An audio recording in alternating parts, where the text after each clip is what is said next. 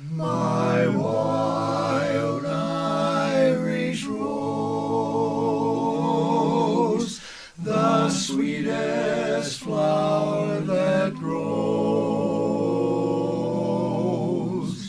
You may search everywhere, but none can compare with my wild Irish rose. Welcome to Futurartist Records Presents. I'm happy today to welcome back a woman of many talents, and today she's here to talk about barbershop music. Please welcome back Priscilla Rahn. Hey, Michael. Hey. Thanks for having me back. Yeah, thanks for making the drive up again. We're going to just dive right into it. We've got a quartet that's performing today. And so why don't we start out with, what is barbershop? So barbershop is an American form of a cappella music, typically 4 voices, and it's voiced differently. So a lot of times people grow up hearing SATB, soprano, alto, tenor, bass, where the melody's in the soprano, or TTBB, where the first tenor has the melody. But in barbershop, the melody is actually in the second highest voice. So it goes tenor, lead, baritone, and bass. Barbershop style, like I said, is a cappella, but it's known for its Barbershop Sevenths. So if you're not a barbershop, or if you're a traditional musician, you might know that as a dominant seventh, or where the seventh of the 4-note chord is lowered by a half step. That's the Cliff Notes version. Right. Having said that, knowing that it's a truly American genre, why don't you give us a brief history of barbershop? Sure. Well, you can go back even as far as England, where it was called barber music. Okay. But coming back to the United States, if you go back in history and look at the minstrels, where there were performing groups that would perform all over the place, and a lot of times they performed in blackface, which today would not be considered proper or nice. Right. But it was very common for white people to go blackface and imitate music in the black community. Interesting. Fast forward a little bit to vaudeville, where they got rid of blackface, but you still have the music of 4-part singing, and that was the basic early days. When you look at whether barbershop started in the white community or in the black community, it actually had a parallel history. Okay. Where you had black communities of barbershop 4-part harmony performances and vaudeville shows happening on their own, and then you had that in the white community too. But where barbershop as we know it today got its start was in 1938, where O.C. Cash, with a couple of his friends in Tulsa, Oklahoma, decided to get together and start singing, and it was a very popular form in the early 1900s, and they decided to bring it back because the music was starting to change. Sure, yeah. In the 30s, and it was music that they grew up hearing, and so they just started singing and woodshedding, as we call it. Right. And they said, why don't we just decide to start a society? And that's when they started the Society for the Preservation and Encouragement of Barbershop Quartet Singing in America, as we endearingly know as SPEBSQUA. Yes. And a few years back, the society changed its name. No, they didn't change the foundation's name, but the operating name is now Barbershop Harmony Society, which is a whole lot easier. A little easier to say. Not as fun to say as Not as fun to say as SPEBSQUA. I really do love saying SPEBSQUA. So they started as an organization. The history is for white men of good standing when they started in the 1930s. And so we know a little bit of the history in America about why that was. Yeah. So that was a brief history of how the society got started. Okay. We know that there were some shifts later on as far as membership and, kind of how it expanded and stuff. But barbershop has kind of been on a decline. We could say that it's because of pop music or technology or culture or whatever. What do you see being kind of the thing that's creating that decline?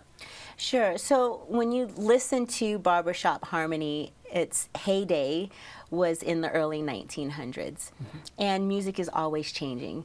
And as a student of music myself, you know, you always look at history. Oh, those kids learning classical, you know, now they're playing romantic music, and then you know, it just changes. You know, in the 20th century music. So as music starts to change, that generation of musicians maybe forget that style of music. And so it's the same thing with the evolution of barbershop harmony. It had a big boom of membership of men, and then as they got older, fewer and fewer young people started singing it. And so the membership did start to decline. And the Barbershop Harmony Society has been aware of this and done everything that they can to open its doors. And barbershop has spread all over the world. I mean, you've got barbershop in Australia, Sweden, which has amazing singers, Japan, just all over the world. And most recently, they've decided to allow women to come in. But you know, you have to keep the music relevant for the young people. Young people today are listening to pop. And the theory and the form of pop music doesn't necessarily lend itself to the arrangements of 4-part harmony. So arrangers are having to become more and more creative, and there's all of these rules for competition if you decide you want to compete. So it's just kind of been this game of how to stay relevant to the young and up-and-coming generation, to be fresh. And it was in 1963 that the Barbershop Harmony Society did allow men of color to join. So that diversity is starting to happen, where boys in the black community in the inner city can learn about the history of barbershop as a legitimate American form that has, you know, started in their community, and how we've communicated that connection to them culturally. It's been a big part of the movement. Do you think one of the challenges with keeping barbershop alive and creating interest in the younger generation is because of the rules of the arrangements? Because there's kind of an anything goes now, especially with the a cappella scene. They're doing all sorts of things, you know, that are outside of the box. Barbershop's pretty structured. Yeah, what I've noticed too is that the keepers, the guardians of the style, have done a really nice job of preserving the style, but also saying, hey, how can we be open to making sure we bridge some of these gaps and transforming some of the rules. So there have been some changes in the rules where it's just not as stringent to allow even some speaking, which is like, it's not singing, but it's, you know, so there are some changes that are happening with the rules that have expanded the barbershop style. I was at a show not too long ago where they were doing some kind of takes on some more pop type stuff.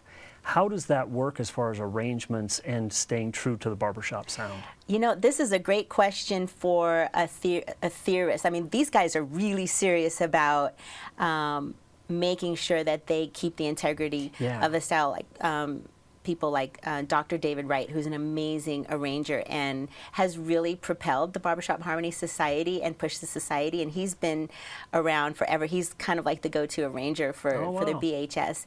And so I would just encourage anybody to look him up on the internet, Dr. David Wright, because he is guiding this next generation of arrangers to say, hey, how can we take some of the new stuff, but also some of the older stuff too, and rearrange them in a way that's really pushing the circle of fifths and, you know, and these arrangements and these sevenths and resolutions and, you know, going outside of the box and then coming back in. So I really do see that it's moving in a positive direction. Good. We need to get more people involved. Yes. So, So speaking of getting involved, how did you end up getting involved in barbershop? So I was a very young high school choir director in Denver Public Schools at George Washington High School, and I got a letter, and it was handwritten, and that's a good thing. If you get a letter addressed to you that's handwritten, it's oh, okay.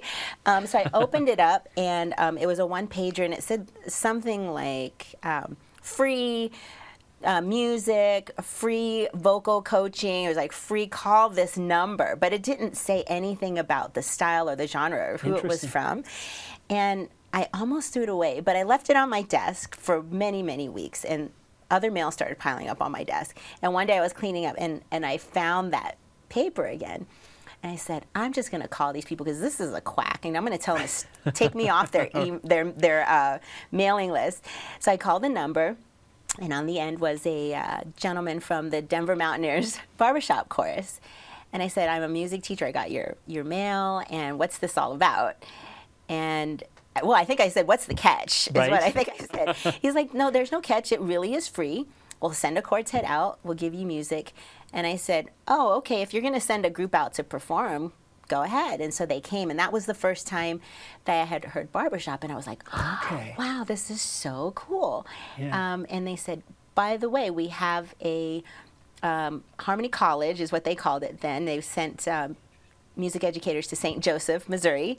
We'll send you, they said, for free, all expenses paid, for a week long to learn more about barbershop. Oh my gosh, wow. I know. And so that was my first time going and being immersed Yeah. in barbershop. And I left there so excited, so motivated to share the genre with my students. And that was the start of a very wonderful relationship with barbershop, where we did combined concerts together. They would come to my school, and we would perform with them. It was wonderful. Wow, that's cool. So that was your first exposure to barbershop, was Yes. that As quartet? a music educator, as a quartet, yeah. Mhm. Wow. Had you heard it before that? You knew it was in existence, but didn't know what it was? Yeah, I mean, in passing, I maybe have heard a quartet once. Okay.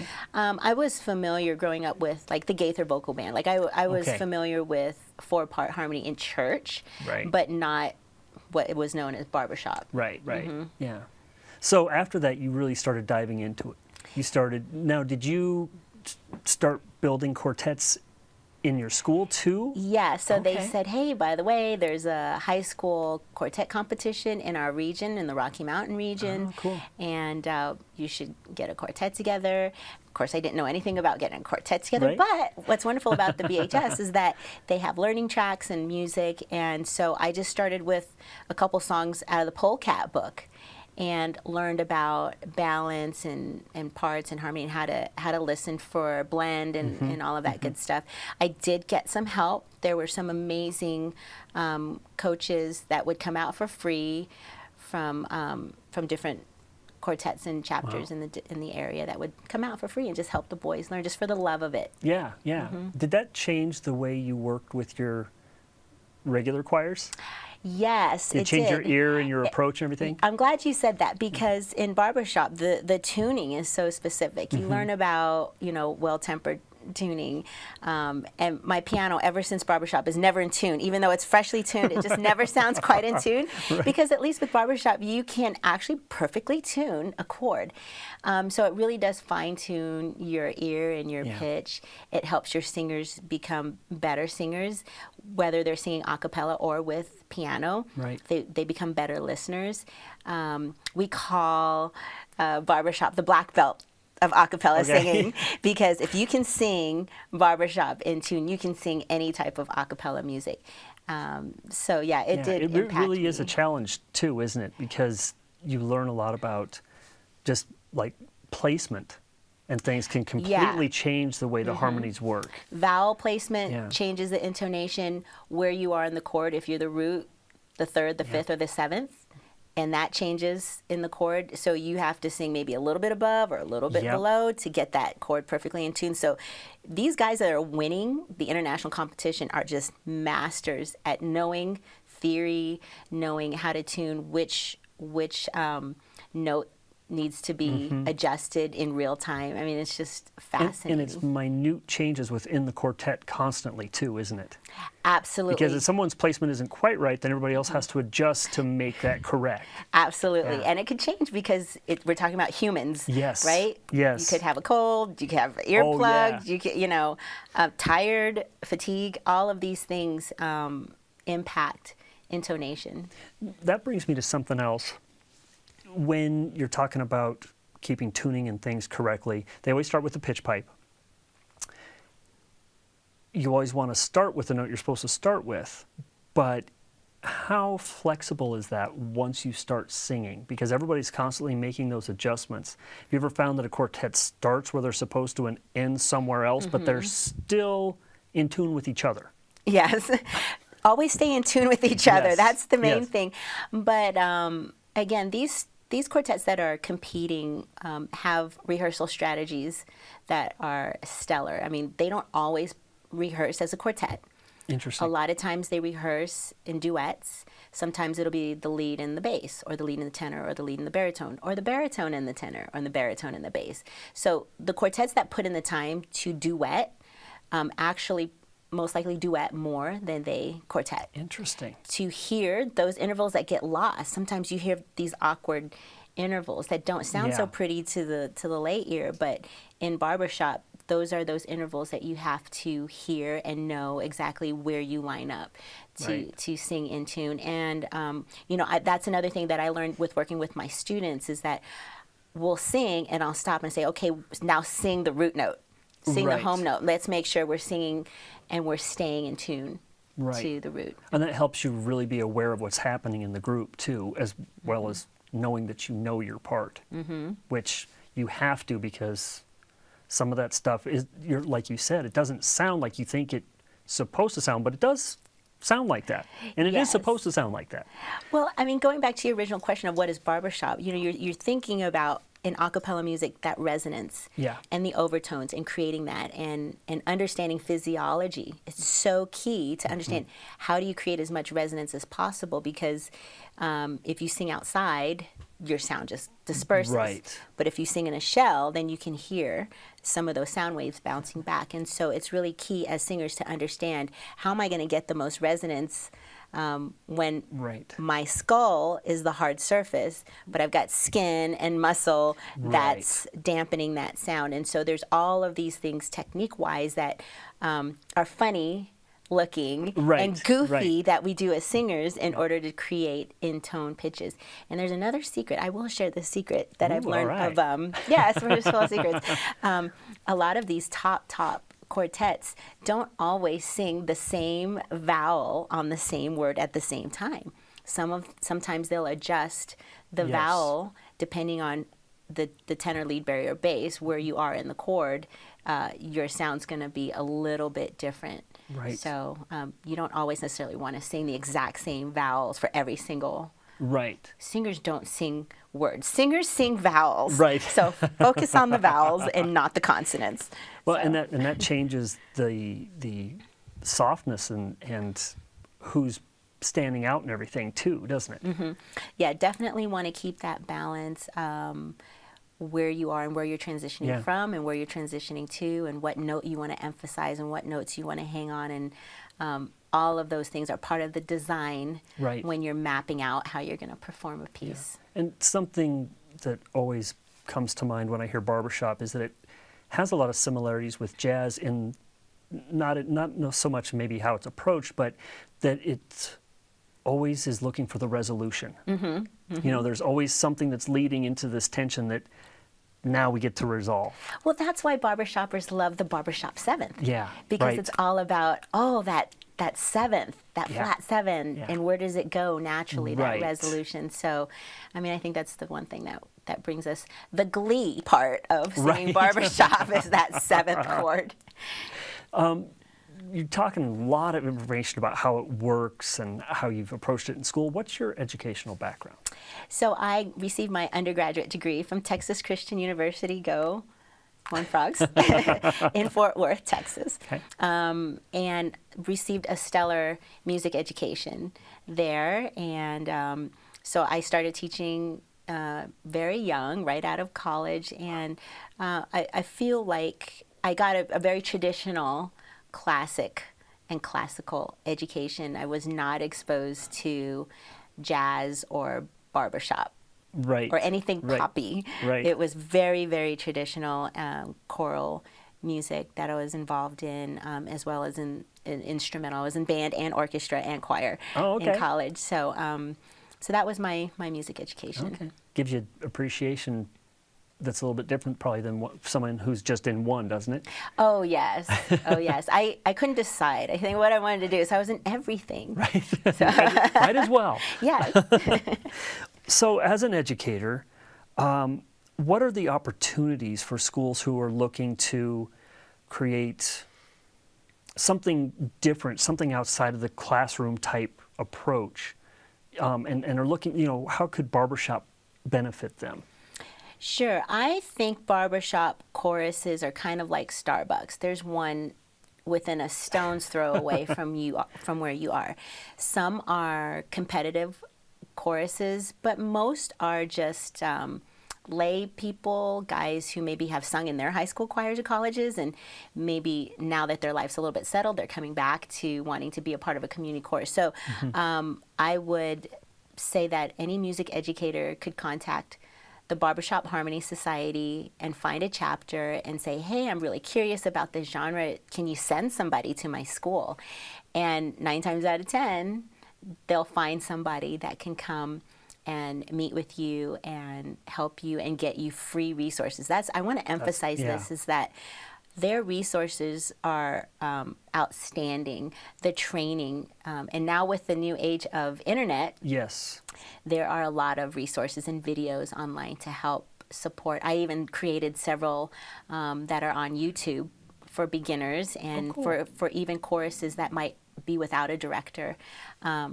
But there also is the Harmony University, and a lot of times local chapters or even the central chapter, the central organization in Nashville can help find scholarships to send music educators.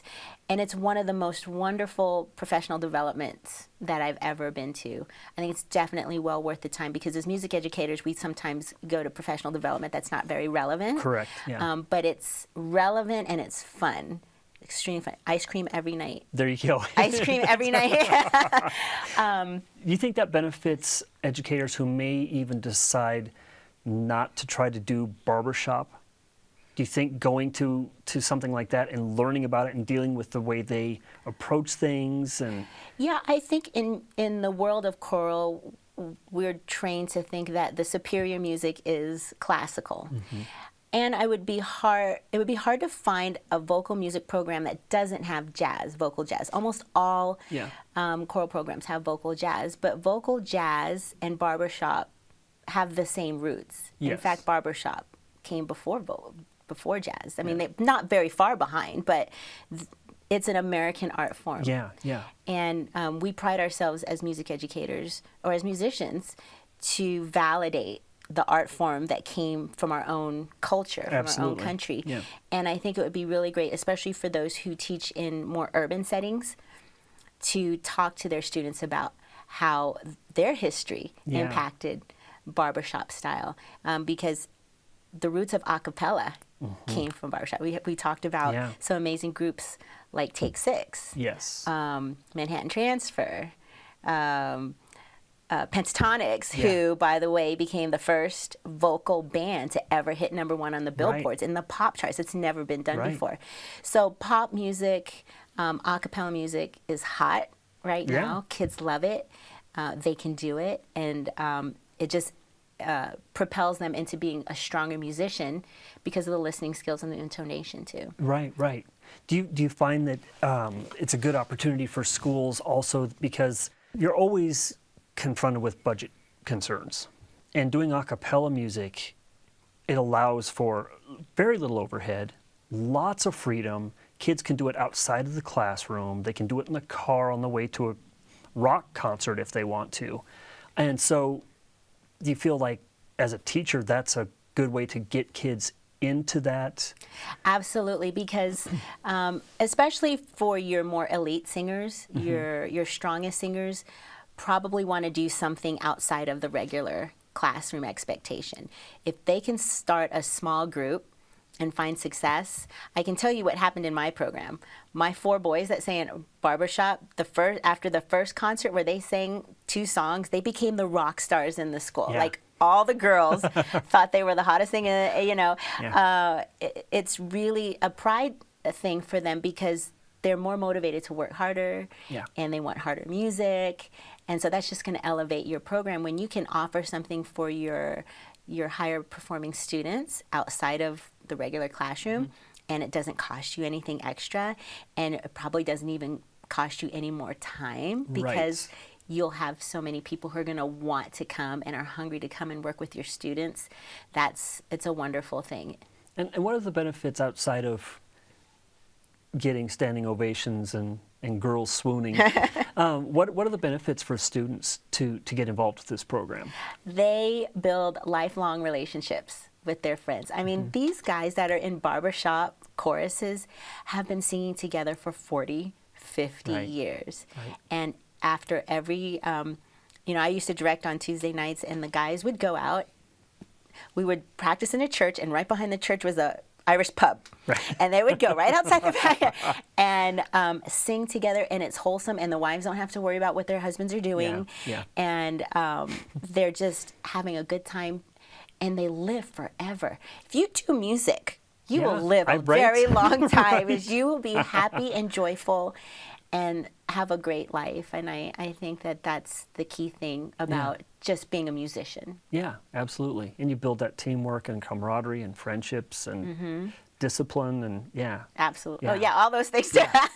And fun. It's fun. And it is fun. It is fun. And you don't realize you're getting some of those other things, until you've been doing it for a while, and you're like, hey, we're actually pretty good at this now. Yeah.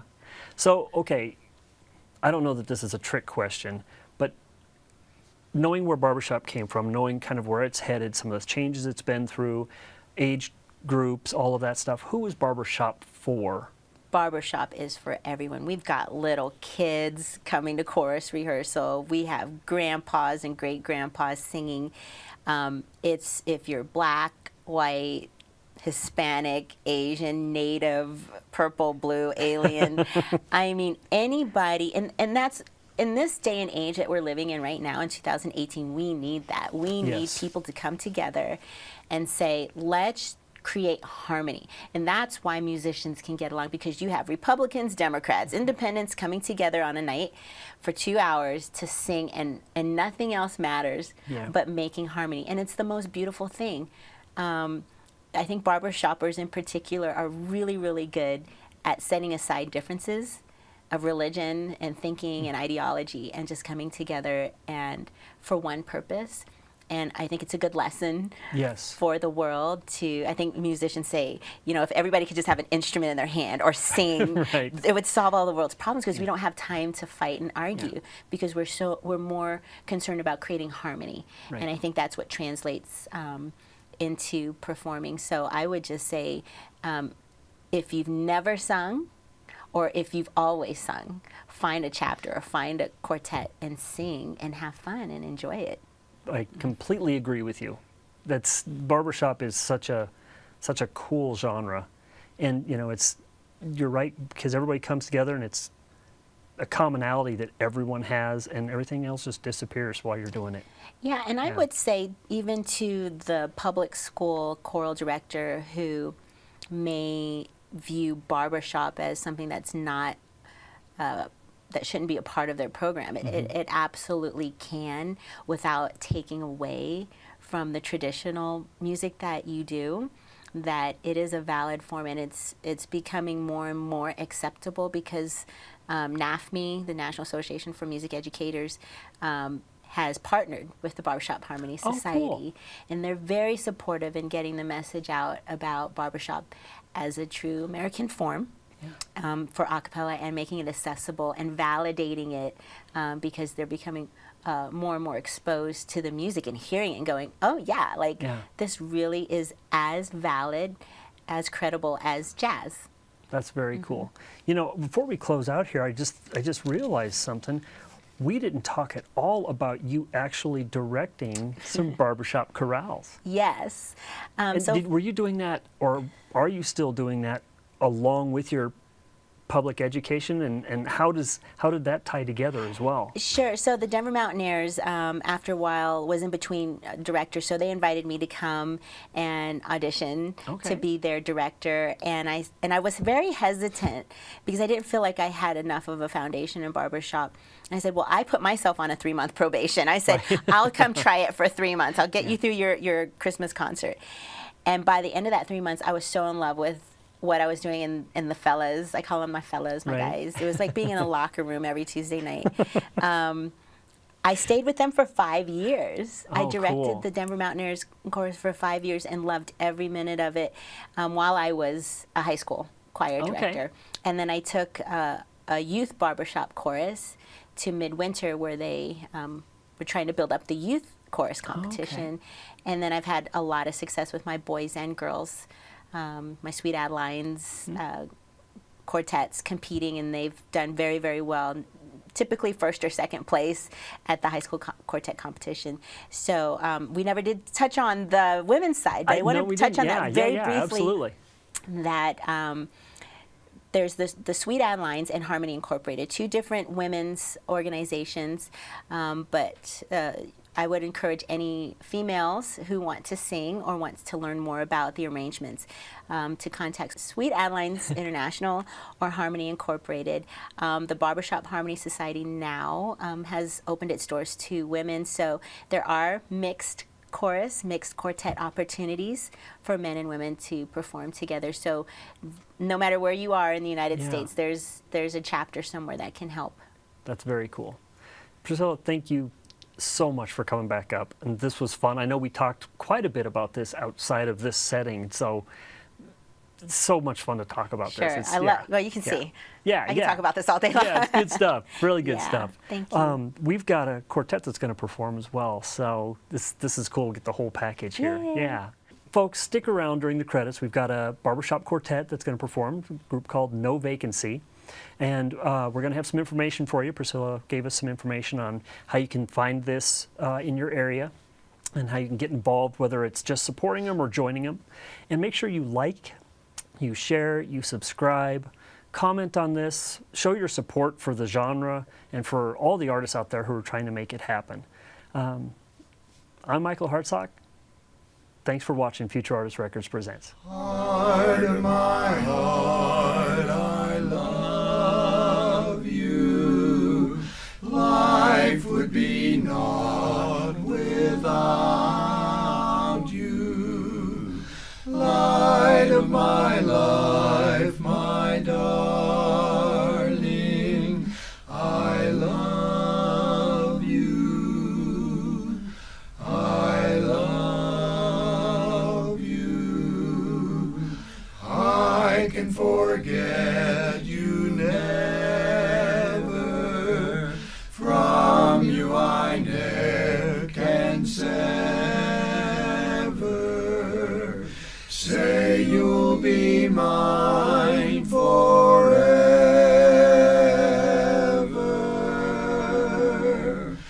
I